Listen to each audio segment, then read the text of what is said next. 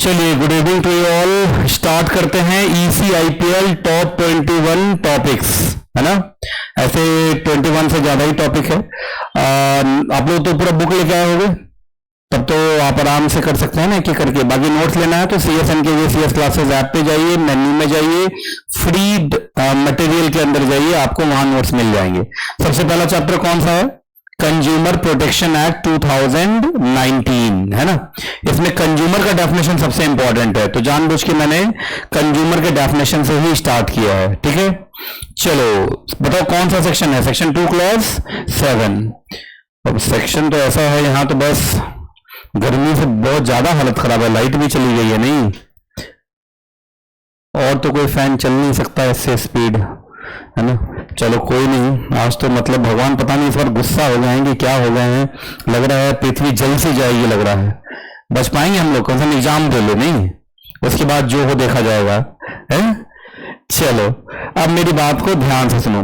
बताओ कंज्यूमर कौन होता है? तो कंज्यूमर का डेफिनेशन बताइए कहाँ है? Section 2 clause 7, section 2 clause 7। तो कंज्यूमर का डेफिनेशन देखिए, कंज्यूमर का मतलब कोई भी ऐसा पर्सन, जब हम पर्सन बोलते हैं तो नेचुरल पर्सन भी और आर्टिफिशियल पर्सन भी, कंज्यूमर तो कोई भी हो सकता है। अब देखिए इसमें 3 पॉइंट्स है। पहला, अगर हम बात करें इन रेस्पेक्ट ऑफ गुड्स, है ना, फिर इन respect of service and in respect of both. पहले इन रेस्पेक्ट ऑफ गुड्स की बात करें तो कंज्यूमर वो पर्सन है जो गुड्स को बाई करता है फॉर कंसीडरेशन। कंसीडरेशन चारों तरीके से हो सकता है। पेड का मतलब अभी सामान खरीदा और पूरा का पूरा पेमेंट अभी ही कर दिया, तो क्या हो गया? कैश पेमेंट, है ना, पूरा कैश भी कंसीडरेशन है। दूसरा बताओ, दूसरा जो है प्रॉमिस्ड का मतलब क्रेडिट पे सामान लिया। तो सामान क्रेडिट पे लिया, इसका मतलब तो ये है ना कि भाई कम से कम पेमेंट तो करेगा ही ना, मुफ्त में तो नहीं लिया। याद, आप लोग को याद ही होगा कंज्यूमर प्रोटेक्शन एक्ट के अंदर जो लोग मुफ्तखोर हैं उसकी कोई भी इज्जत नहीं है। तो फ्री वाले लोग यहाँ पे नहीं चलते हैं, फ्री वाले लोग यहाँ पे कंज्यूमर माने जाते नहीं है। चलिए उसके बाद तीसरा, पार्टली पेड, पार्टली प्रॉमिस्ड, और चौथा डेफर्ड का मतलब इंस्टॉलमेंट पेमेंट। तो इन चारों में ही पेमेंट का वादा तो है ही, ऐसा थोड़ी कि पेमेंट नहीं करेगा, पेमेंट तो करेगा ही। वो अलग बात है, तुरंत पेमेंट कर दिया तो कैश हो गया, बाद में पेमेंट करने का वादा दे दिया तो प्रॉमिस्ड हो गया। पार्टली पेड, पार्टली प्रॉमिस्ड और डिफर्ड पेमेंट। तो आप गुड्स बाय करेंगे, यू आर अ कंज्यूमर। बाकी आपका जो यूजर या बेनिफिशियरी होगा, जो आपके परमिशन से उस गुड्स को यूज कर रहा होगा, वो भी कंज्यूमर माना जाएगा। इसमें वो लोग आते हैं, जैसे किसी भी परिवार के मेन आदमी ने कोई सामान खरीदा तो परिवार के इस्तेमाल के लिए खरीदा, तो अपने परिवार को तो इस्तेमाल करने देगा ना। तो जो लोग परिवार में इस्तेमाल करेंगे, है ना, वो भी कंज्यूमर माने जाएंगे। लेकिन सबसे इंपॉर्टेंट है with the permission of buyer होना चाहिए। In respect of service, consumer कोई भी ऐसा पर्सन है जो सर्विस अवेल करता है आफ्टर पेइंग कंसिडरेशन। फिर वही वाली बात, कंसिडरेशन चारों तरीके से हो सकता है। बाकी उस सर्विस का जो भी यूजर या बेनिफिशियरी होगा, जो अवेलर की परमिशन से उस सर्विस को यूज कर रहा होगा, वो भी कंज्यूमर ही माना जाएगा। बाकी आपको याद होगा कंज्यूमर प्रोटेक्शन एक्ट के अंदर 2 लोगों को ज्यादातर इज्जत नहीं दी जाती है। पहला, जो फ्री ऑफ चार्ज वाले लोग हैं, मुफ्तखोर हैं। और दूसरा, अगर आप कॉमर्शियल पर्पस के लिए गुड्स या सर्विसेज ले रहे हो तो भी आप कंज्यूमर माने नहीं जाओगे, है ना। कंज्यूमर प्रोटेक्शन एक्ट के अंदर कंज्यूमर का मतलब एंड कंज्यूमर है। क्या है? एंड कंज्यूमर है। अब बोलोगे सर कॉमर्शियल पर्पस कब होगा? तो कॉमर्शियल पर्पस तब होगा जब 2 कंडीशन सेटिस्फाइड होंगे। आपने गुड्स लिया था लार्ज स्केल में फॉर प्रॉफिट मोटिव, और जो आपने गुड्स खरीदा है और जो तुम्हारा बिजनेस है, दोनों में डायरेक्ट कनेक्शन है। अगर ये दोनों कंडीशन सेटिस्फाइड हैं तो इसका मतलब आप कॉमर्शियल पर्पस के लिए गुड्स खरीदे हैं, और अगर आप कॉमर्शियल पर्पस के लिए गुड्स खरीदे हैं तो इसका मतलब आप कंज्यूमर नहीं है, ये है ना। बाकी ये जो लाइन मैंने बोला कि अगर कॉमर्शियल पर्पस के लिए आप खरीदे हैं तो आप कंज्यूमर नहीं है, इस लाइन का भी एक एक्सेप्शन है, और एक्सेप्शन का एक्सेप्शन इंक्लूजन होता है। तो जो तीसरा पॉइंट पढ़ाने जा रहा हूं वो ऐसे तो कॉमर्शियल पर्पस का एक्सेप्शन है, लेकिन एक्सेप्शन का एक्सेप्शन इंक्लूजन होता है, तो इसका मतलब वो आदमी क्या माना जाएगा? कंज्यूमर माना जाएगा। आपको याद होगा चाहे गुड्स या सर्विसेज है, कॉमर्शियल पर्पस के लिए खरीदा गया है, पर उसका ऑब्जेक्टिव है earning livelihood by the means of self employment. आपको याद होगा इसके अंदर 2 पॉइंट्स हैं, बोलो क्या? Earning livelihood through the means of self employment. अगर ये दोनों कंडीशन सेटिस्फाइड है अगर ये दोनों कंडीशन सेटिस्फाइड हैं, बोलो कौन कौन सा कंडीशन? अर्निंग लाइवलीहुड, और वो भी क्या एग्जैक्टली? थ्रू सेल्फ एम्प्लॉयमेंट, है ना। तो याद रखिएगा, भले ही फिर वो कमर्शियल पर्पज के लिए हो, लेकिन फिर भी वो लोग क्या माने जाएंगे? कंज्यूमर माने जाएंगे। क्लियर है कि नहीं क्लियर है? फिर भी वो कंज्यूमर माने जाएंगे, ठीक है। तो लाइवलीहुड किसको कहते हैं बताओ? लाइवलीहुड किसको कहते हैं? हाँ, जीवन यापन के लिए, मतलब अपना घर चला रहा है, कोई खास प्रॉफिट कमा रहा नहीं है, बस घर चल जा रहा है। क्या हो रहा है एग्जैक्टली?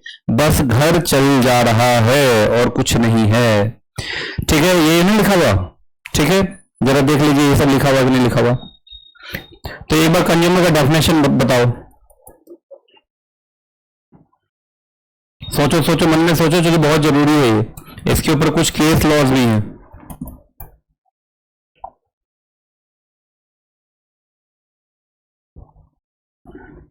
वो जो चार्ट मैंने बना के दिया है बहुत इंपॉर्टेंट है ना, ये वाला चार्ट।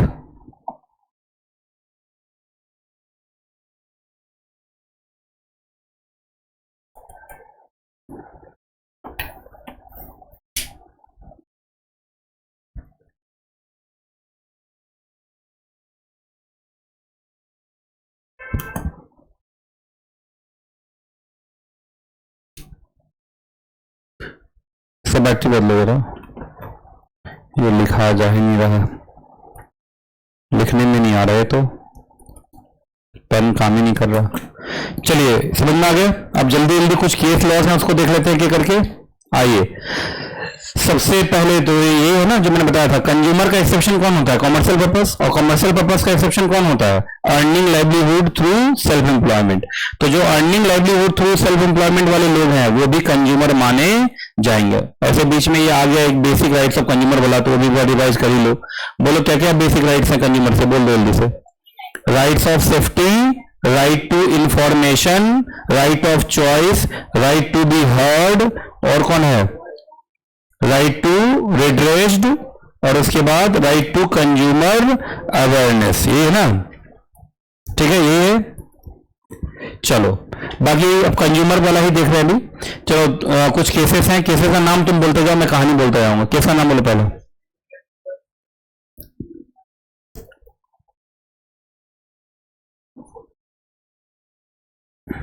एक नया बैटरी लगाओ, एक पता करो। मालूम चले एक आदमी ने एक मशीन खरीदा और खुद ही उस मशीन को चलाता है और अपने घर का लाइवलीहुड कमाता है। बताओ कंज्यूमर है? यस। तो ये कॉमर्शियल पर्पस है लेकिन उसका एक्सेप्शन हो गया। दूसरा, लेकिन उस मशीन को चलाने के लिए किसी दूसरे का हेल्प लेता है मात्र, तो हेल्प लेता है फिर भी वो कंज्यूमर है। लेकिन मान लो एक अलग से आदमी ही रख दे रहा है उसको चलाने के लिए, वो खुद कुछ करता ही नहीं है, तो तब तो प्रॉपर बिजनेस हो गया, कॉमर्शियल पर्पस हो गया, तब वो कंज्यूमर माना नहीं जाएगा। दूसरा केस बोलो,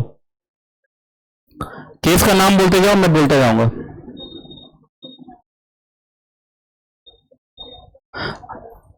अच्छा, एक आदमी ट्रैक्टर खरीदता है, एक आदमी ट्रैक्टर खरीदता है अपना खेत जोतने के लिए, लेकिन जब उसे खेत में ट्रैक्टर की जरूरत नहीं रहती है तो आइडल टाइम में वो किसी और का ट्रैक्टर जो है किसी और का मतलब किसी और का खेत जाके जोत देता है, तो क्या वो कमर्शियल पर्पस माना जाएगा? नहीं। जो कमर्शियल पर्पस होने के लिए दो कंडीशन का सेटिस्फाई होना जरूरी है। पहला, गुड्स इन लार्ज स्केल, और जो आपका बिजनेस है और जो आपने प्रोडक्ट खरीदा है दोनों के बीच में डायरेक्ट कनेक्शन होना चाहिए। क्या वो आदमी का डायरेक्ट बिजनेस ये था कि वो खेत जोता था सबका? नहीं, वो तो किसान था, वो तो अपना खेत जोतने के लिए क्या लेके आया था? ट्रैक्टर। हाँ, लेकिन जब उसको अपने पास जरूरत होती नहीं थी तो आइडल टाइम में वो किसी और के लिए क्या करता था? खेत जोत देता था। तो फिर याद रखिएगा ये कॉमर्शियल पर्पस नहीं माना जाएगा, वो आदमी कंज्यूमर माना जाएगा, ठीक है। उसके बाद बोलो अगला case, A Narasamma versus LIC of India. एक बार बताइए, कोई आदमी मर गया तो उसकी जो वीडियो है क्या वो भी कंज्यूमर मानी जाएगी? अब मरने के बाद तो वीडियो ही कंज्यूमर मानी जाएगी, क्योंकि वीडियो किसमें आ गई? बेनिफिशियरी या user with the permission of buyer or service availer. अगला बोलो, Spring Meadows hospital versus Harjot Ahluwalia. अब इस केस में क्या हुआ था कि एक बच्चा बीमार हुआ था और उस बच्चे को, एक बच्चा और उनका जो पेरेंट जो उस बच्चे को लेके आए, दोनों को ही क्या माना गया था? कंज्यूमर माना गया था, क्योंकि उनके माता पिता तो डायरेक्टली उन्होंने सर्विस अवेल की, और यूजर और बेनिफिशियरी सर्विस का कौन था? उसका बच्चा। तो दोनों ही कंज्यूमर माना गया था। उसके बाद अगला बोलो, एक लीज डीड हुआ था, उस लीज डीड में क्लीनिंग, रिपेयरिंग, मेंटेनिंग को लेके कोई भी बात पहले से लिखी भी नहीं थी। इसका मतलब इसके लिए कोई भी कंसिडरेशन किराएदार पे कर रहा नहीं था। तो जब इस चीजों के लिए उन्होंने कंसिडरेशन पे नहीं किया था, तो इन चीजों के लिए वो कंज्यूमर माना जाएगा नहीं। सीधी सी बात है, कंज्यूमर वो है जो क्या पे करता है, कंसिडरेशन पे करता है। अब आ जाओ सर्विस का डेफिनेशन। तो सर्विस का डेफिनेशन, मेरी पेन चल नहीं रहा है, चलता तो मैं अच्छे से दिखा देता। चलो मैं हाईलाइट कर दूंगा, देख लोगे वहां से। हाँ, मतलब इस सर्विस का अगर देखोगे तो दो तरीके का डेफिनेशन है। देखो यहां तक अलग है, तुम अपने बुक में टिक भी लगाए होगे। यहां तक देखो, सर्विस का मतलब कोई भी ऐसा सर्विस जो पोटेंशियल यूजर के लिए अवेलेबल कराया गया। किसको कहते हैं पोटेंशियल यूजर? जो उस सर्विस को यूज करने लायक हो। आपने लिखा होगा, है ना, the person who is able to use that service is known as potential user.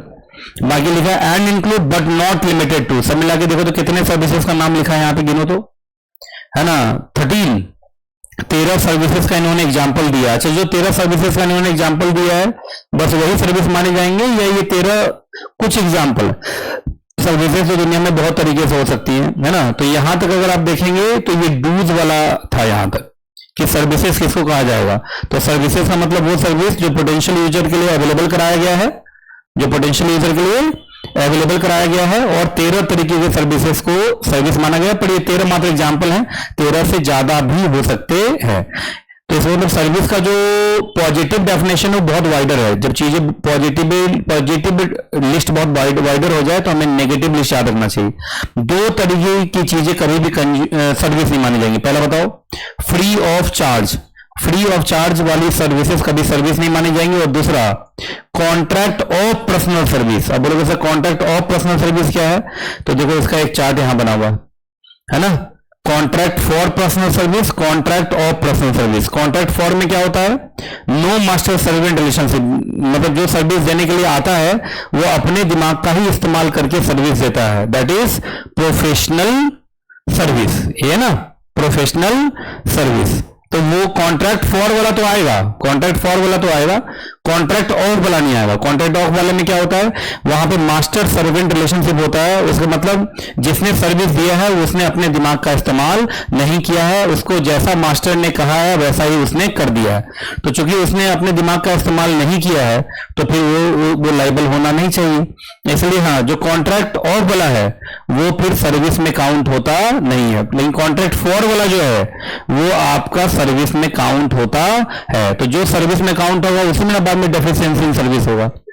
हाँ, तो कॉन्ट्रैक्ट फॉर वाले में आप केस कर सकते हो डेफिशिएंसी का, पर कॉन्ट्रैक्ट ऑफ वाले में नहीं कर सकते। जो कॉन्ट्रैक्ट ऑफ वाले में बेचारे ने अपने दिमाग से कोई सर्विस नहीं दिया, उसको जो कहा गया उसने वो कर दिया, जैसा मास्टर ने बोला ऐसा सर्वेंट ने कर दिया है ना। कुछ केसेस हैं, केस का नाम बोलो। सबसे पहले मालूम चला कोई ट्रेन में यात्रा कर रहा है, आफ्टर बाइंग द टिकट। तो टिकट बाई किया है तो इसका मतलब उसने सर्विस के लिए पेमेंट किया है, तो क्या है रेलवे के लिए वो कंज्यूमर माना जाएगा? यस। अगला बताओ,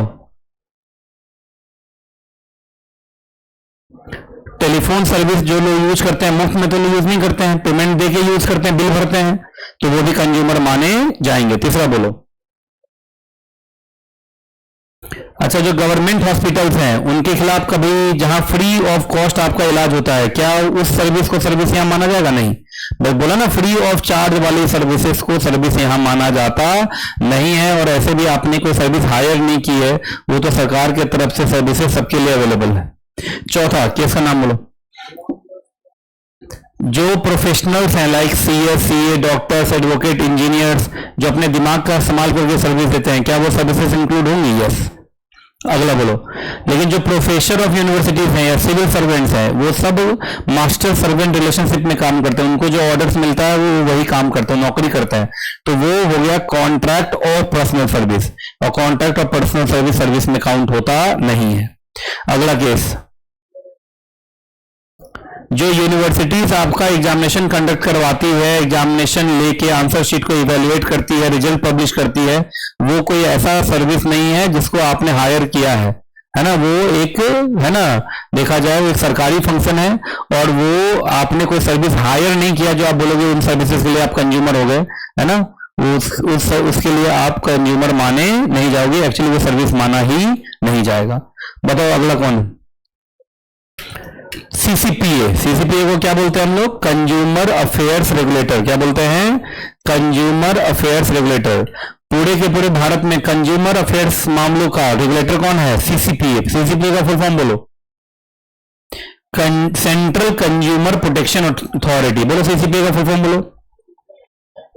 चलिए, सेंट्रल गवर्नमेंट को पावर दिया गया है कि उसको क्या बनाना है? सीसीपीए, जिसका काम होगा इन 4 मैटर्स को रेगुलेट करना। पहला, अगर कभी भी राइट्स ऑफ कंज्यूमर को वायलेट किया जाता है, यूटीपी होता है, अनफेयर ट्रेड प्रैक्टिसेस, फॉल्स और मिसलीडिंग एडवर्टीजमेंट दिया जाता है जिससे पब्लिक या कंज्यूमर का नुकसान होता है, और जो राइट्स ऑफ कंज्यूमर हैं उसके राइट्स को क्या करना?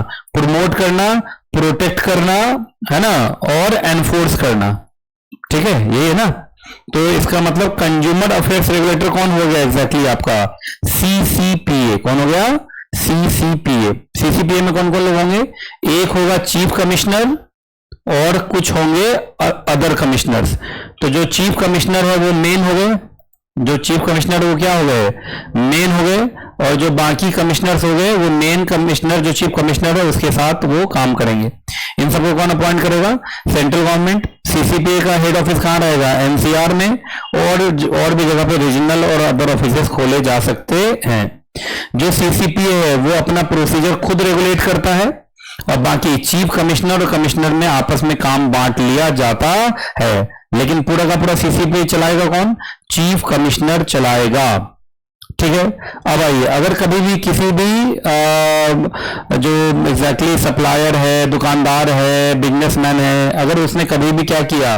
फॉल्स और मिसलीडिंग एडवर्टीजमेंट दिया, तो उस concern trader, manufacturer, endorser, advertisers या पब्लिशर के ऊपर सबसे पहले तो सीसीपीए क्या कहेगा कि अपने इस एडवर्टीजमेंट को डिसकंटिन्यू करो, और क्या करो? आप जो फॉल्स एडवर्टीजमेंट दे रहे हो उसको क्या करो? आप मॉडिफाई करो। क्या करो? मॉडिफाई करो। ये करने के लिए बोलेगा ना वो। ये काम ही नहीं कर रहा आज, पता नहीं पेन काम क्यों नहीं कर रहा। एक तो इतनी गर्मी हो गई है ना कि कंप्यूटर से जुड़े हुए भी चीजें खराब होते जा रहे हैं। बहुत गर्मी है ना, एक्सेसिव गर्मी है। कंप्यूटर को तो हमेशा एसी चाहिए। पता नहीं अभी लाइट चली गई है इतने देर से, इतना देर तक तो लाइट कभी जाती नहीं है।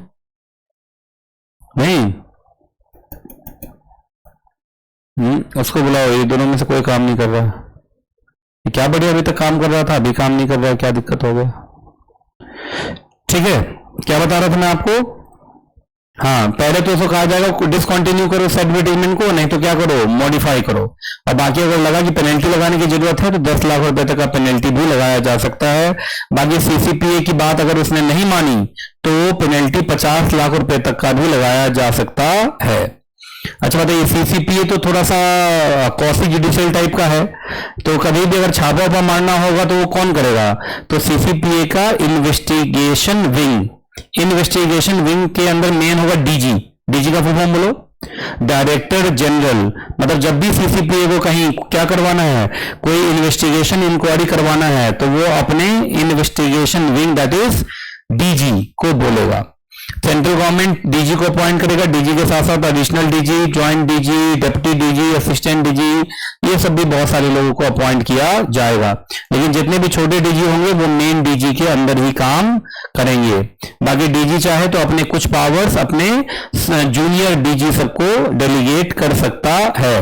बाकी जब भी इंक्वायरी इन्वेस्टिगेशन डीजी करेगा तो उसकी कॉपी किसको भेज देगा? वो सीसीपीए को भेज देगा कि आपने जैसा मुझे इन्वेस्टिगेशन करने के लिए बोला था मैंने वो कर दिया है। चलिए, उसके बाद अभी बहुत सारे कंज्यूमर डिस्प्यूट्स होते हैं, तो डिस्प्यूट को जरूरी नहीं कि एडजुडिकेशन से सॉल्व किया जाए, बहुत बार मेडिएशन से भी चीजों को सॉल्व किया जाता है।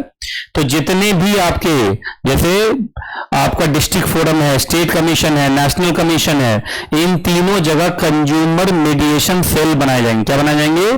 Consumer mediation cell. अब डिस्ट्रिक्ट फोरम और स्टेट कमीशन किसके हाथ में आता है? स्टेट गवर्नमेंट के हाथ में। तो स्टेट गवर्नमेंट क्या करेगा? फिर कंज्यूमर मीडिएशन सेल बनाएगा for district forum and state commission. National commission के लिए कौन बनाएगा consumer mediation cell? Central government बनाएगा। ठीक है।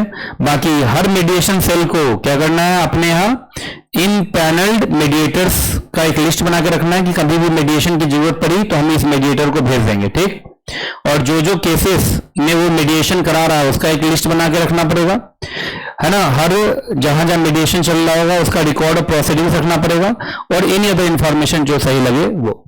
और हर कंज्यूमर मेडिसिन सेल अपने अपने कमीशन को क्वार्टरली रिपोर्ट भेजता रहेगा कि भाई हमने कितना मेडिएशन करा दिया, कितना मेडिएशन आया, ये सब बताता रहेगा।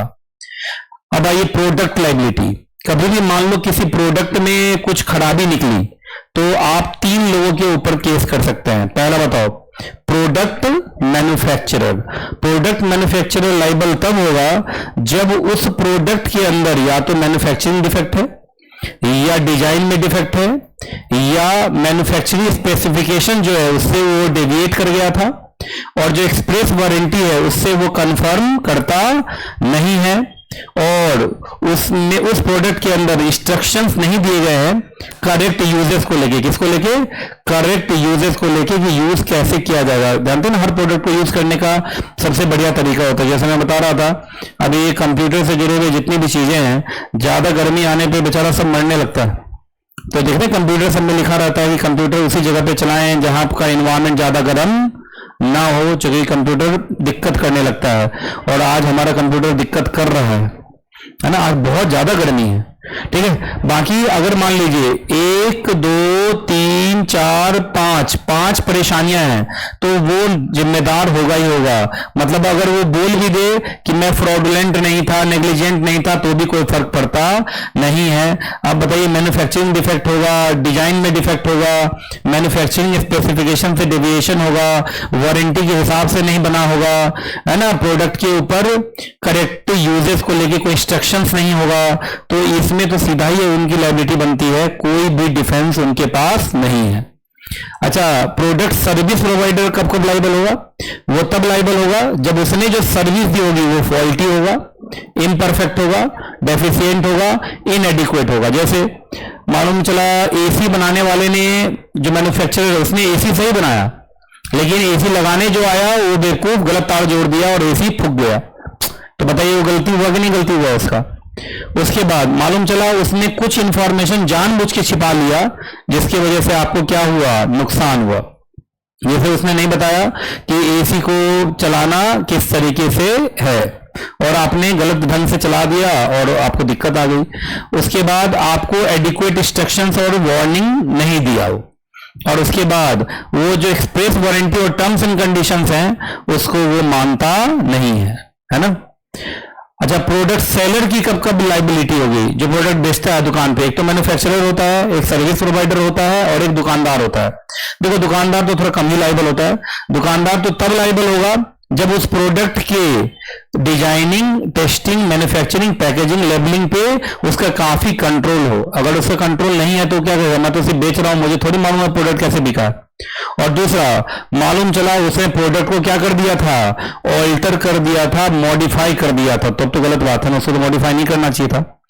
अच्छा, अब आइए exception to the product liability action. जरा देखो यहां पर ये किसके लिए पहला है? देखो तो एक्सेप्शन का मतलब इनके लिए बचाव हो गया ना, बच जाएगा ना लोग। ये किसके लिए है? प्रोडक्ट सेलर के लिए। प्रोडक्ट सेलर के लिए ना। इस बार प्रोडक्ट सेलर कब बच सकता है बताओ तो? वो कह देगा मैंने तो सही प्रोडक्ट भेजा था, लेकिन इन लोगों ने प्रोडक्ट को क्या किया? मिसयूज किया, ऑल्टर किया और मॉडिफाई किया। अगर वो लोग ऐसा आरोप लगाता है तो फिर उस केस में प्रोडक्ट सेलर बच भी सकता है, अगर प्रूफ होता है तो। आरोप लगाने से नहीं होगा, प्रूफ भी होगा। अच्छा बताइए, प्रोडक्ट मैन्युफैक्चरर कब लायबल नहीं होगा? जब पहला कि सर ये जो है प्रोडक्ट जो खरीदा गया था वो एम्प्लॉयर ने खरीदा था, और एम्प्लॉयर ने उसको यूज करने के लिए कहां रख दिया? अपने वर्क प्लेस पे। लेकिन अब वो एम्प्लॉयर की जिम्मेदारी बनती थी कि जो वार्निंग इंस्ट्रक्शन हमने एम्प्लॉयर को दिया वो आगे अपने एम्प्लॉय को देता, लेकिन एम्प्लॉयर ने सारा का सारा इंस्ट्रक्शन सुन के अपने पास रख लिया, अपने एम्प्लॉय को वो इंस्ट्रक्शन पास ऑन नहीं किया, और एम्प्लॉयज ने जब उस प्रोडक्ट का इस्तेमाल किया तो उसको क्या हो गया? हार्म। अगला, प्रोडक्ट जो था मेन मटेरियल का मात्र एक छोटा सा क्या था? कंपोनेंट था, लेकिन उस कंपोनेंट को बेचते वक्त भी हमने जो परचेजर था उसको बताया था कि देखो भाई कंपोनेंट की तरह जब तुम इस्तेमाल करोगे तो ऐसे ऐसे इस्तेमाल करना। लेकिन मालूम चला जो हार्म हुआ है कंज्यूमर को वो उस कंपोनेंट से नहीं हुआ है, एंड प्रोडक्ट को इस्तेमाल करने की वजह से हुआ है। है ना।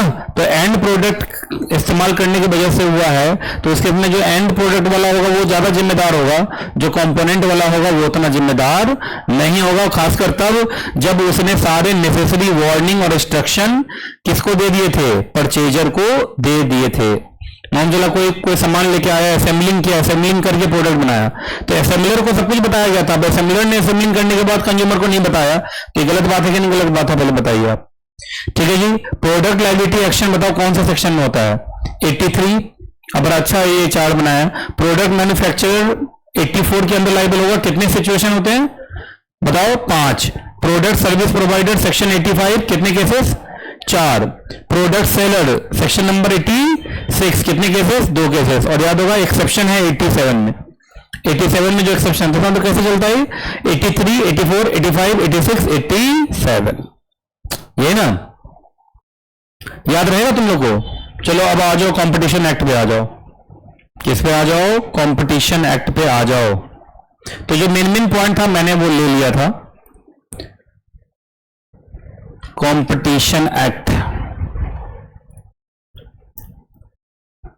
आपको याद होगा कंपटीशन एक्ट के अंदर मेन 3 चीजें हैं, बोलो क्या क्या मेन 3 चीज है बताओ। पहले कंपटीशन एक्ट का क्या ऑब्जेक्टिव है, फेयर कंपटीशन को बढ़ावा देना और अनफेयर कंपटीशन को रोकना, ये ना। थोड़ा पानी पी लेता हूं, बहुत गर्मी हो गई नहीं, इस बार तो सच में भयावह स्थिति हो चुका है यार, इतना गर्मी कैसे हो गया। तुम लोग एग्जामिनेशन हॉल में जब जाओगे ना तो वहां तो एसी भी नहीं होता है ना, सरकारी स्कूल सब होता है ना, सरकारी या प्राइवेट स्कूल भी होता है, उसके पास पंखा भी आधा अधूरा चलेगा। तुम्हारे स्कूल में क्या होते थे, पंखे नहीं चलते थे, पंखा निकाल लेता था, क्यों, बॉयज पंखा खोल के ले आते थे तुम्हारे स्कूल में, बाप रे बाप, एक पर एक बच्चा सब दुनिया में। चलो कम से कम मेरे यहाँ का ऐसा बॉयज सब नहीं है ना, है तो पंखा ही हटा दिया गया वहां से, बताइए। नहीं इस बार गर्मी बहुत ज्यादा, मैं तो परेशान हो चुका हूं पूरे तरीके से। अच्छा आइए, कंपटीशन एक्ट के अंदर मेन 3 कॉन्सेप्ट हैं, पहला बताओ कौन, एंटी कॉम्पिटिटिव अग्रीमेंट, दूसरा कौन, एब्यूज ऑफ डोमिनेंट पोजीशन, तीसरा कौन, कॉम्बिनेशन। सब मिला के कितने एग्जैक्टली 3 है। इसी तीनों को मैंने कवर अप किया जानबूझ के, ठीक है। आइए सबसे पहले बात करते हैं किसका, एंटी कॉम्पिटिटिव अग्रीमेंट का, ये है ना, देखो तो सबसे पहले वही आ रहा है और सेक्शन भी लगातार ही चलता है, 3, 4, 5 है ना, 3, 4, 5।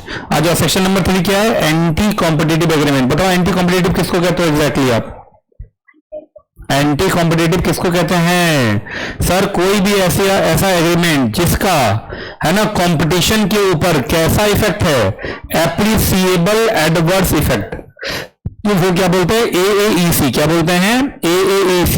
तो बताइए, तो सिर्फ क्या नॉर्मल इफेक्ट है, मतलब नॉर्मल एडवर्स इफेक्ट है या appreciable adverse effect, appreciable adverse effect.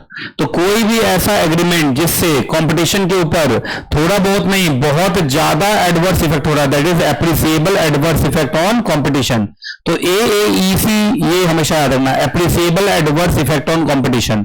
तो याद रखना, फिर वो एग्रीमेंट क्या बन जाएगा, एंटी कॉम्पिटिटिव एग्रीमेंट बन जाएगा। और सेक्शन 3 बोलता है सारे एंटी कॉम्पिटिटिव एग्रीमेंट क्या होंगे, नल एंड वॉइड।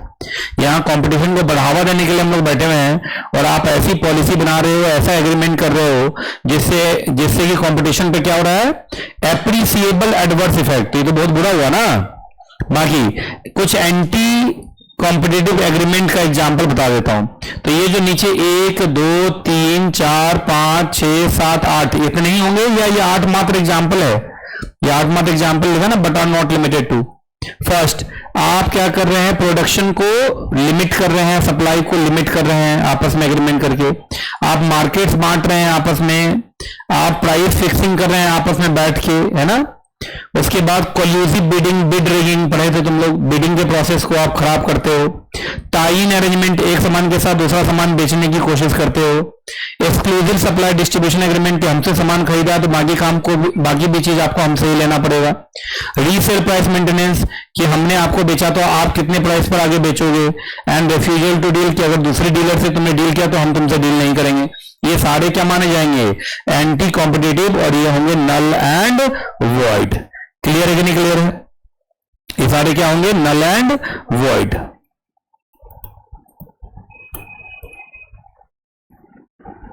नहीं काम कर रहा ना, पता नहीं इसको क्या हो गया। अभी तो क्या बढ़िया मैं क्लास लेके गया हूं अभी एग्जीक्यूटिव का, ये चलना बंद हो गया। वहां एक बार चला के देखो हेड ऑफिस में, तो पता चलेगा कि किसमें गड़बड़ी किसमें। ठीक है, चलो ये हो गया section number 3, anti competitive agreement हो गया। अब section number 4, prohibition of abuse of dominant position. एक बात बताइए, कंपटीशन एक्ट के अंदर डोमिनेंट होना बुरा है क्या? डोमिनेंट इटसेल्फ बुरा नहीं है, बस डोमिनेंसी का क्या करोगे, एब्यूज करोगे, मिसयूज करोगे, तो वो बुरा माना जाता है। सबसे पहले डोमिनेंट है कौन? तो सर डोमिनेंट वो है जिसके पास कोई ऐसा पोजीशन है जिससे कि कॉम्पिटिटिव फोर्सेस से उसको फर्क नहीं पड़ता, वो इंडिपेंडेंटली ऑपरेट करता है। और दूसरा, वो जब चाहे अपने कॉम्पिटिटर कंज्यूमर को अपने फेवर में ला सकता है, अपने हिसाब से एक मार्केट को घुमा सकता है। अगर इतनी ये दो पावर्स आपके पास है तो इसका मतलब आप कौन है, डोमिनेंट है। और डोमिनेंट होने के बाद बहुत लोग उसका क्या करने लगते हैं, डोमिनेंट पोजीशन का मिसयूज करने लगते हैं, जिसको हम एब्यूज ऑफ डोमिनेंट पोजीशन कहते हैं।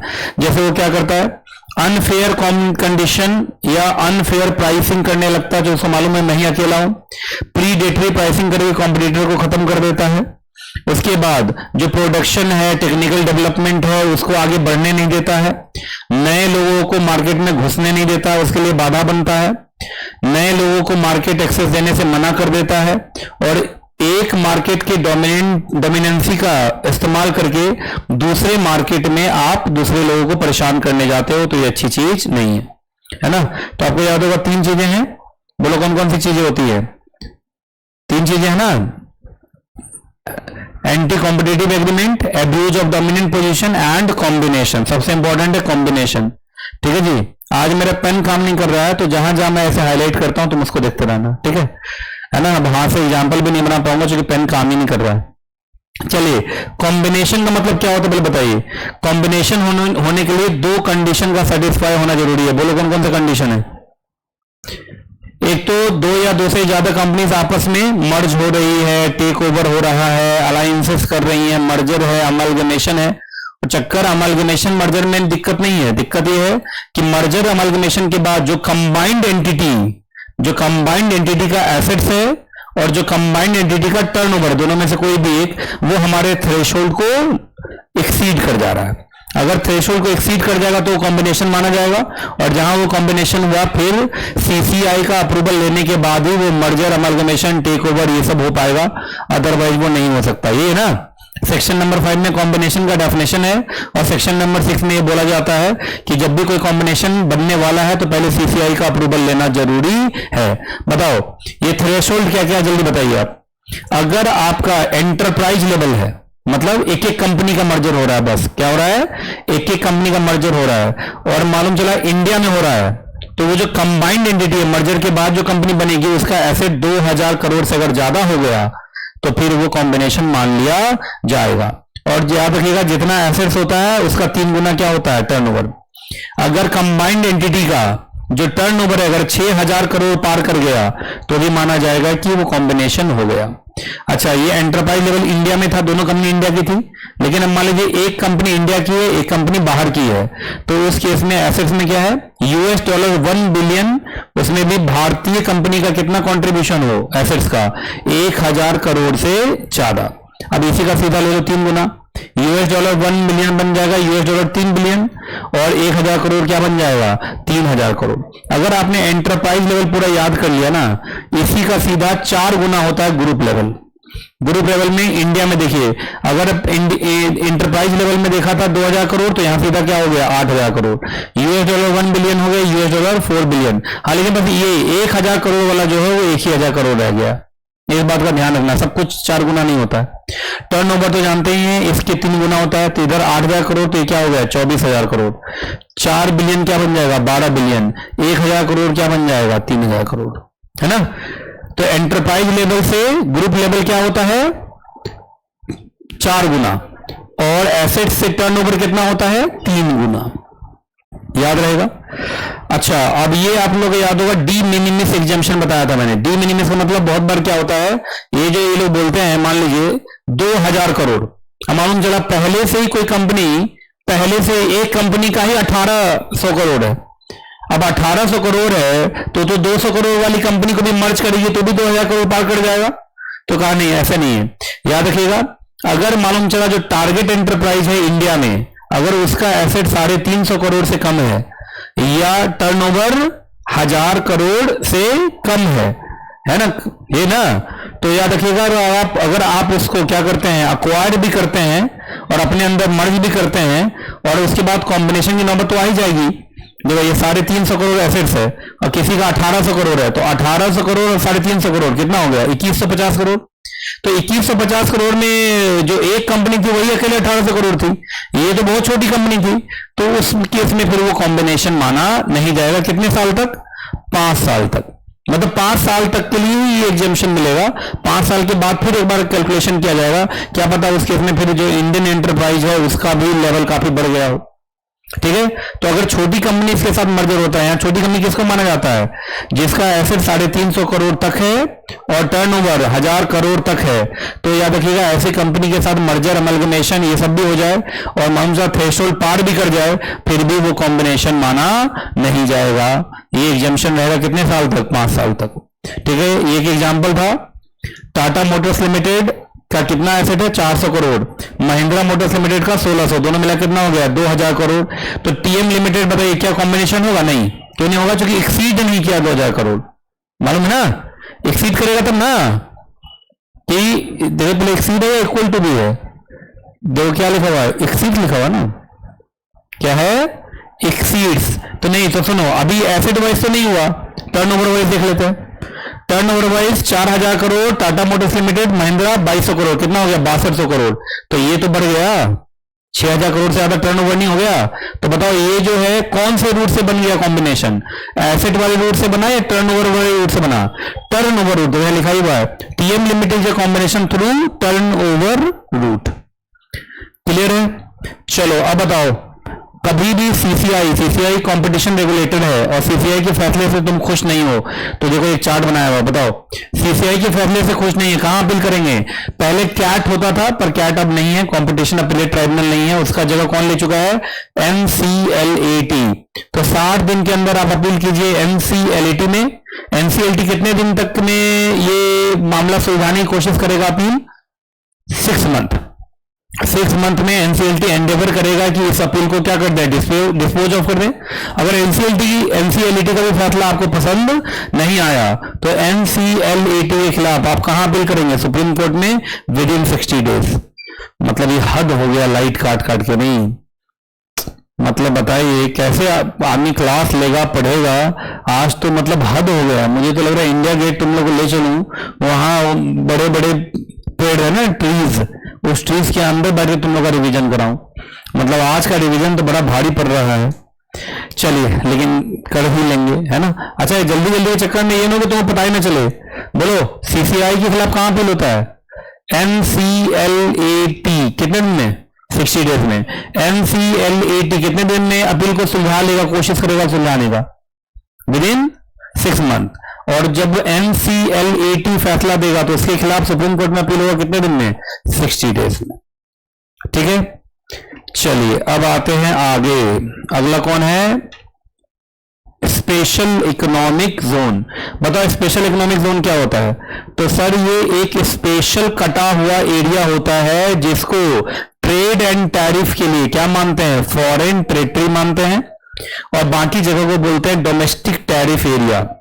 जैसे मान लीजिए दिल्ली है, दिल्ली का लक्ष्मी नगर हो गया डोमेस्टिक टैरिफ एरिया, और नोएडा में जो एसईजेड बना हुआ है वो हो गया फॉरेन टेरिटरी। तो लक्ष्मी नगर से अगर नोएडा में जो एसईजेड है उसमें अगर माल जाएगा तो माना जाएगा एक्सपोर्ट हो गया, और नोएडा के एसईजेड से जब माल आएगा लक्ष्मी नगर तो माना जाएगा जैसे इंपोर्ट हो गया।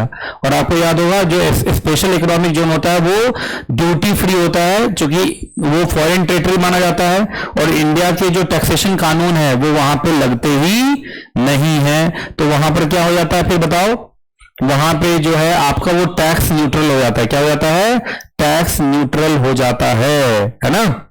क्लियर है? एसईजेड गुड्स के लिए भी बनाया जा सकता है और सर्विसेज के लिए भी बनाया जा सकता है। जैसे याद होगा IFSC, international financial service centre, वहां तो सर्विसेज दी जाती हैं, अब वो भी एक तरीके का एसईजेड ही माना जाता है ना। बाकी डीटीए कौन होता है? एसईजेड को, है ना, ईओयू को, ईएसटीपी को, एसटीपी को, बायोटेक्नोलॉजी पार्क, बीटीपी को, ये सबको छोड़ दिए, सारे एसईजेड हैं। तो जो एसईजेड को छोड़ के बाकी इंडिया बच गया वो क्या हो गया? DTA, domestic tariff area. Domestic tariff area का मतलब जो एसईजेड नहीं है।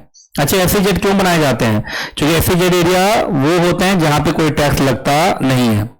उसके लिए एक्सपोर्ट के लिए अलग से क्या बनाया जाता है? इंफ्रास्ट्रक्चर। वहां पे सिंगल विंडो अप्रूवल मैकेनिज्म लाया जाता है, एक ही जगह सारा अप्रूवल मिल जाएगा। परमिशन बड़ा स्पीड में मिलता है और सबसे बड़ी बात है एक्सपोर्ट को बढ़ावा दिया जाता है।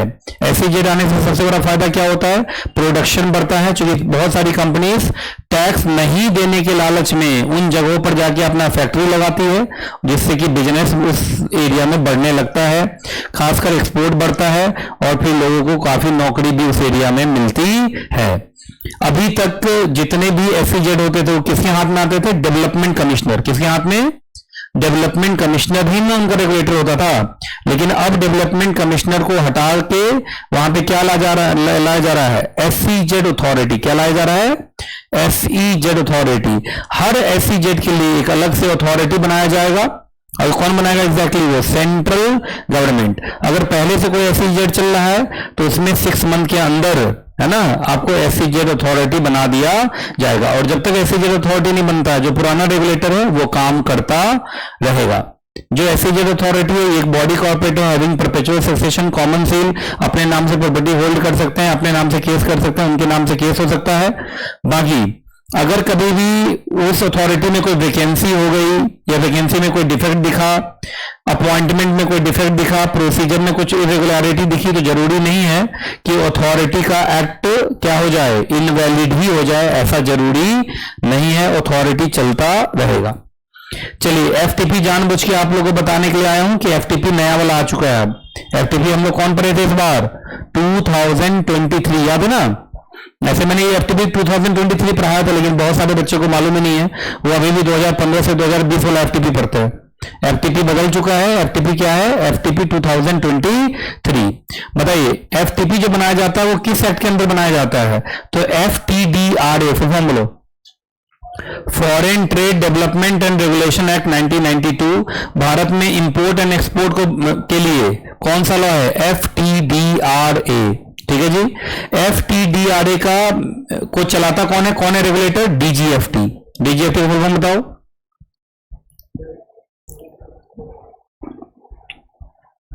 Directorate general of foreign trade. बाकी इस एक्ट का ऑब्जेक्टिव है फॉरेन ट्रेड को डेवलप करना और रेगुलेट कराना, है ना, इंपोर्ट को फैसिलिटेट करना पर एक्सपोर्ट को बढ़ावा देना। इंपोर्ट के लिए क्या वर्ड लिखते हैं लोग? फैसिलिटेट। और एक्सपोर्ट के लिए क्या लिखते हैं? ऑगमेंट। ऑगमेंट का मतलब बढ़ावा देना। क्लियर है कि नहीं क्लियर है? चलिए, एफटीपी के अंदर एक फ्रेमवर्क होता है जिसके अंदर रूल्स एंड प्रोसीजर्स बताए जाते हैं फॉर एक्सपोर्ट एंड इंपोर्ट, और खासकर इंसेंटिव्स के बारे में बताया जाता है कि एक्सपोर्ट का बढ़ावा कैसे किया जाए। एफटीपी 2023 नया वाला आया है। एक पॉलिसी डॉक्यूमेंट है जिसके अंदर टाइम टेस्टेड स्कीम लाए जाएंगे जिससे एक्सपोर्ट को और बढ़ावा दिया जाए, और सरकार चाहती है एक्सपोर्टर के साथ हमारा ट्रस्ट एंड पार्टनरशिप बढ़े। अब आई ईसीबी। अब ईसीबी सब एक ऐसा चैप्टर है जो बच्चों को उतना पसंद आता नहीं है, लेकिन एग्जाम में आता है। ठीक है, आज तो मेरा पेन काम नहीं कर रहा, तो एक तरीके से समझो मेरा हथियार ही काम नहीं कर रहा है। तो आज मैं ये युद्ध लड़ने आया हूं बिना हथियार का, मेरे पास हथियार ही नहीं है। चलिए, ईसीबी फुल फॉर्म में सब कुछ है।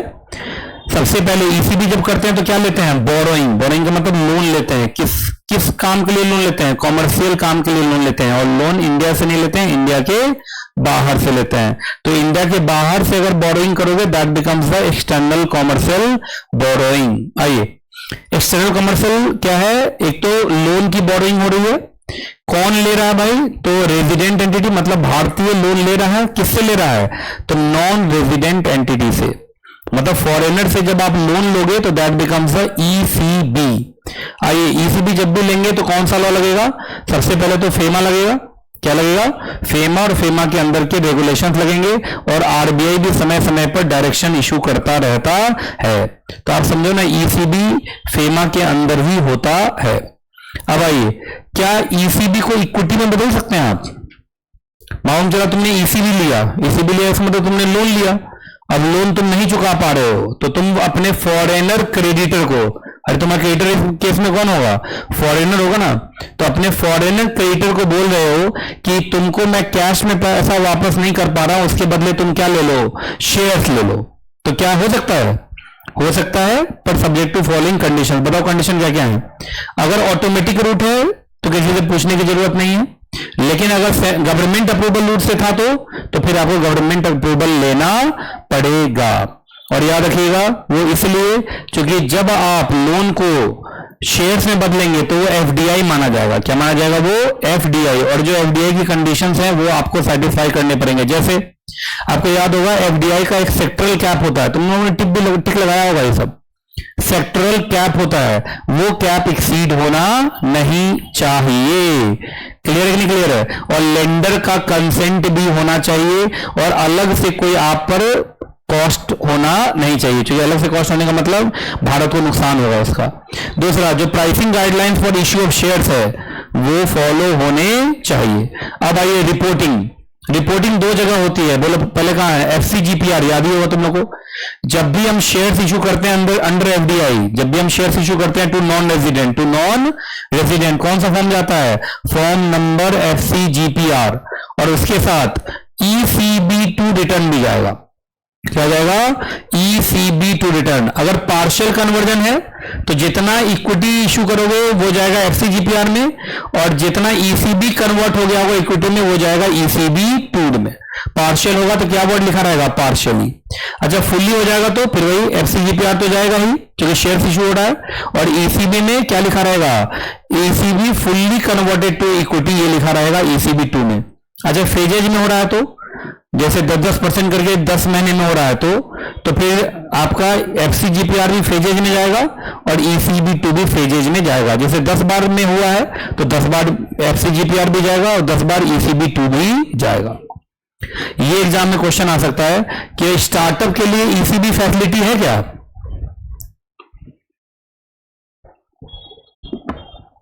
बोलो, क्या स्टार्टअप ले सकते हैं ईसीबी? एकदम ले सकते हैं, कोई दिक्कत वाली बात नहीं है। इनके लिए ऑटोमेटिक रूट है, टिक लगाया होगा तुम लोग।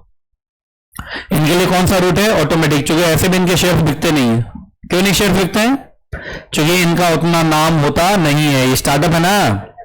चलिए, सबसे पहले जिसको सेंट्रल गवर्नमेंट स्टार्टअप बोले वही एलिजिबल होगा, है ना। आपको याद है ना, सेंट्रल गवर्नमेंट कुछ प्राइवेट कंपनी को स्टार्टअप बोलता है शुरुआत के 10 सालों के लिए। उसके बाद इनका जो एवरेज मेच्योरिटी पीरियड है वो 3 साल से ज्यादा होना नहीं चाहिए। उसके बाद याद रखिएगा, जो लेंडर इन्वेस्टर है, जो स्टार्टअप को पैसा देंगे, वो किसी भी कंपनी से आ जाएंगे, किसी भी कंट्री से आ जाएंगे, या एफएटीएफ कंप्लाइंट कंट्री से आएंगे।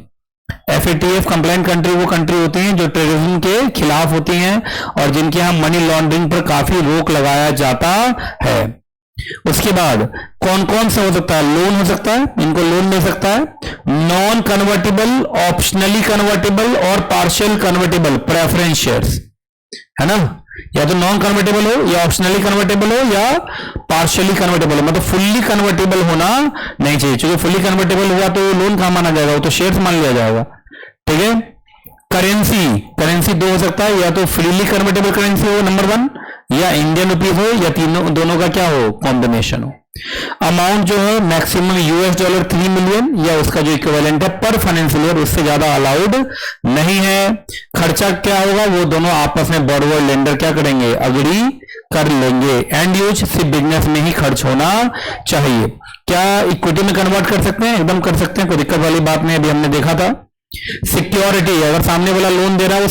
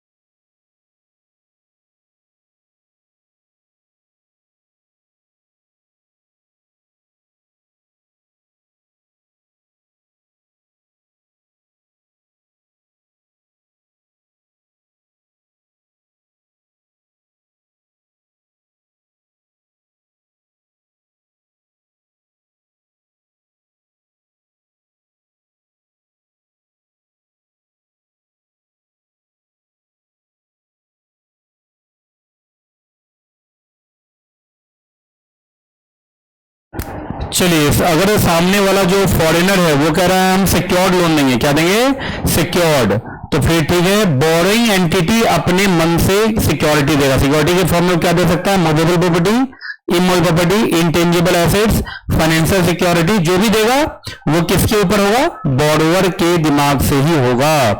कन्वर्जन रेट वही होगा जो मार्केट रेट बताया जाएगा, और अदर प्रोविजंस वो आपका सबका जो ईसीबी फ्रेमवर्क में है वही बाकी लागू होगा। तो ईसीबी भी हो गया तुम्हारा, ठीक है। देखा जाए तो इन टोटल खत्म हो गया। अरे ये 21 है भी कि नहीं, क्या को बहुत जल्दी मैंने बढ़ा दिया यार, देखना।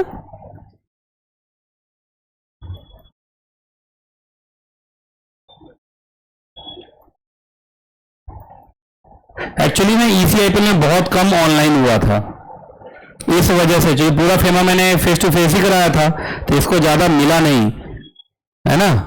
20-21 तो हो गया होगा, नहीं खैर 21 तो हो ही गया है, पूरा 21 है। चलो खैर अभी टाइम बचा हुआ, आज गर्मी से हम लोग बहुत परेशान हुए हैं, लेकिन फिर भी अभी टाइम बचा हुआ। कुछ पूछना चाहते हो तो पूछो। आज क्या हुआ ना, गर्मी के चक्कर में हम लोग जल्दी जल्दी करने लगे। अब जल्दी जल्दी करने के चक्कर में ये बहुत जल्दी हो गया। चलो तुम लोग अपने मन से पूछो, अभी 10 मिनट का टाइम देता हूं, जो भी तुम पूछना चाहो मैं बता दूंगा, बस मुझे पेज नंबर बता देना।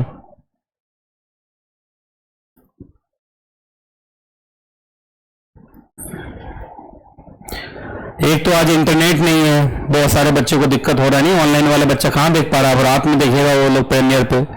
दूसरा क्या है कि लाइट नहीं है, लक्ष्मी नगर में बार बार लाइट जा रही है ना, और ज्यादा देर तक बैठ गए तो कहीं गल वल के खत्म ना हो जाए हम लोग, हालात बहुत खराब है भाई।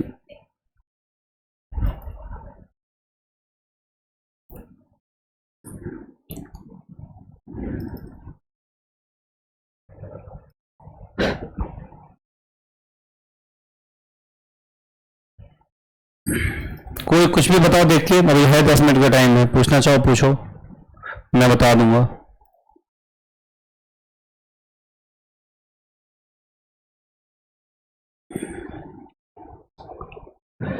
कुछ टिकट लगा के आए पूछने के लिए। 21 तो मैंने करा दिया, टॉप 21 तो मैंने करा दिया।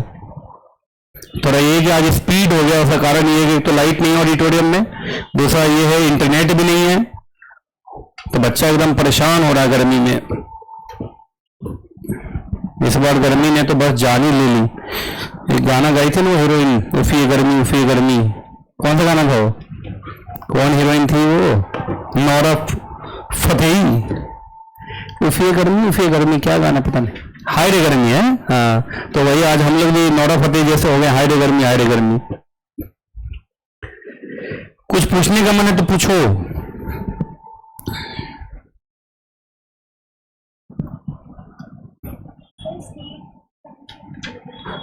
स्टेट कमीशन क्या, तुम बताओ, पेज नंबर बताओ,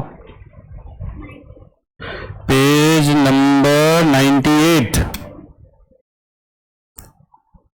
पेज नंबर 98। इसका तो एक चार्ट बना हुआ अपने पास है ना, ये तो सीपीसी है, ये ना डिस्ट्रिक्ट कमीशन हो गया। उसके बाद तुम्हें क्या देखना है, स्टेट कमीशन, ये ना स्टेट कमीशन, हाँ स्टेट कमीशन में क्या बताओ, स्टेट कमीशन में कौन बनाएगा, स्टेट गवर्नमेंट है ना, वो उस स्टेट तक के लिए रहेगा, उसके कंपोजिशन में एक प्रेसिडेंट होंगे और अदर मेंबर्स होंगे जो कम से कम 4 होंगे मैक्सिमम, जो सेंट्रल गवर्नमेंट बताए। स्टेट कमीशन का जो रिडक्शन है, टेरिटोरियल क्या है, पूरा स्टेट अगर उसके स्टेट में जो अपोजिट पार्टी है वो ऑर्डिनरली एक्चुअली वॉलेंटरली डिसाइड करता है, वर्क्स फॉर गेन, बिजनेस करता है, या ब्रांच ऑफिस है, या जहां पे कॉज ऑफ एक्शन अराइज हुआ है, या कंप्लेनेंट जहां डिसाइड या वर्क फॉर गेन करता है, ये तो हो गया टेरिटोरियल। पिकनरी में 1 करोड़ से लेके 10 करोड़ तक है ना, और यूटीपी है तो कहां तक 10 करोड़ तक, लेकिन आपको याद है वो रूल से इसको चेंज किया गया है, अभी रूल वाला भी एक अपना चार्ट है। बाकी इसका एक जुरिडिक्शन अपीलेट भी है, डिस्ट्रिक्ट फोरम के खिलाफ अपील सुनता है, और स्टेट कमीशन चाहे तो डिस्ट्रिक्ट फोरम को अप्रोप्रिएट ऑर्डर पास कर सकता है अगर डिस्ट्रिक्ट फोरम में कोई इरेगुलरिटी है तो। एक कहीं रूल वाला होगा, ये तो है रूल वाला। आ जाओ, पिकनरी जुडिक्शन अगर मैं तीनों का ही बताता हूं। डिस्ट्रिक्ट फोरम का एक्ट के अनुसार कितना दिया गया था, अप टू 1 करोड़, लेकिन रूल्स ने इसको घटा के क्या कर दिया, up to 50 lakh. State commission के लिए नॉर्मल के लिए 1 करोड़ से 10 करोड़, यूटीपी के लिए 0 से 10 करोड़, लेकिन रूल के थ्रू इसको नॉर्मल को 50 लाख से 2 करोड़, यूटीपी के लिए 0 से 2 करोड़ कर दिया गया। नेशनल कमीशन के लिए नॉर्मल के लिए क्या था, एक्सीड 10 करोड़, यूटीपी के लिए एक्सीड 10 करोड़, लेकिन normal exceeds 2 crore, UTP exceed 2 crore. ये कहां से आया, रूल से आया। तो आपको रूल वाला लिखना है। ये अगर आपने एक्ट वाला भी लिख दिया तो एक्ट के नीचे फिर रूल भी लिखना ही पड़ेगा, है ना। आपको याद होगा अमेंडमेंट हो के देखिए, रेड में जितना दिखा रहा हूं ये सब क्या हुआ है, रूल। रूल का नाम ये देखो ना, ये है ना, consumer protection jurisdiction of district commission, state commission and national commission rule 2021, है ना। तो इन्होंने एक्ट के अंदर जो लिमिट दिया था उसके कम कर दिया, ये है ना। पेज नंबर क्या है, 370। क्या है ये यही है। इसमें रिपोर्टिंग रिक्वायरमेंट क्या पूछना है, रिपोर्टिंग रिक्वायरमेंट। तो देखिए जब भी आपका क्या होगा, एफडीआई होगा, तो सबसे पहले तो फॉर्म एफसीजीपीआर जाएगा। क्यों जाएगा एफसीजीपीआर, क्योंकि नॉन रेजिडेंट को जब भी शेयर इशू करते हैं तो एफसीजीपीआर फॉर्म जाता है, ठीक है। उसके बाद फेमा के अंदर एक एनुअल रिटर्न जाता है on foreign liabilities and assets. अगर आपका फॉरेन में कोई लाइबिलिटी है या एसेट्स है, उसका एक एनुअल रिटर्न साल में एक बार जाएगा 15 जुलाई तक, ठीक है। उसके बाद एफसीटीआरएस, एफसीटीआरएस तो तब जाता है, एफसीटीआरएस के बारे में अंदर बताया हुआ मैंने, है ना। ये अगर इसको देगा ऐसे करके। उसके बाद ईसॉप कब, जब आपने एम्प्लॉय स्टॉक ऑप्शन के अंदर शेयर किसको दिया होगा, नॉन रेजिडेंट एम्प्लॉय को। किसको, नॉन रेजिडेंट एम्प्लॉय को, है ना। डिपॉजिटरी रिसीट रिटर्न ये कब होगा एग्जैक्टली, जब डिपॉजिटरी रिसीट जो एडीआर जीडीआर सब नहीं होता है, अगर उसका ट्रांसफर हुआ है तो सब 30 दिन के अंदर जा रहा है। उसमें एलएलपी, ये तो उनके लिए है कि अगर एलएलपी को मिला है क्या चीज, एफडीआई, एलएलपी को क्या मिला है, एफडीआई, तो कौन सा फॉर्म फाइल करते हैं, एलएलपी 1। और आईएनबीआई, ये तो याद है, इंफ्रास्ट्रक्चर इन्वेस्टमेंट ट्रस्ट अगर लेते हैं एफडीआई तो मतलब पूरे एफडीआई में इतने तरीके के रिपोर्टिंग रिक्वायरमेंट्स हो सकते हैं।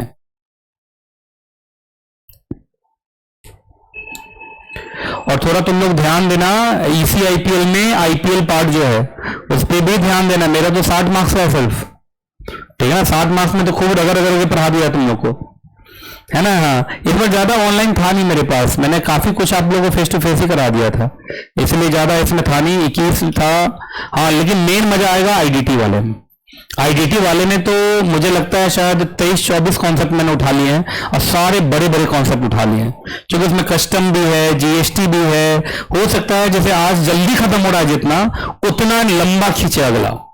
तो आईडीटी वाली क्लास थोड़ी लंबी जाने की उम्मीद है, पर भगवान से मनाना कि उस दिन लाइट रहे, परसों ही है ना, लाइट भी रहे और ये मेरा इंस्ट्रूमेंट सब चले, क्योंकि गरम गरम हो गए ना सब। मतलब इसको छोड़ो, इसमें पापड़ ऊपर लाओगे, पापड़ रख दूंगा ना तो पापड़ सीख जाएगा अपने आप।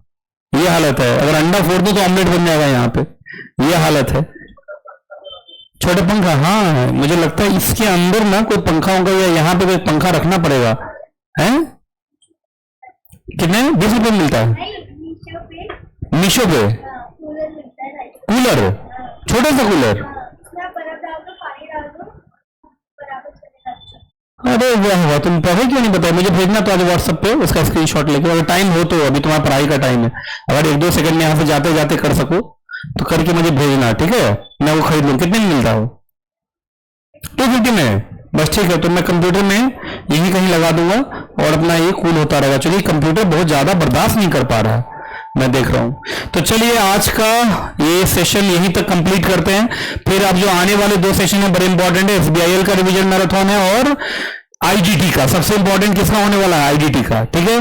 तो आज का ये सेशन यहीं तक, फिर मिलूंगा अगले सेशन में। और जब तक मैं ना मिलूं, दुआ में याद रखिएगा। खुश रहे आप, खुश रहे आपका परिवार।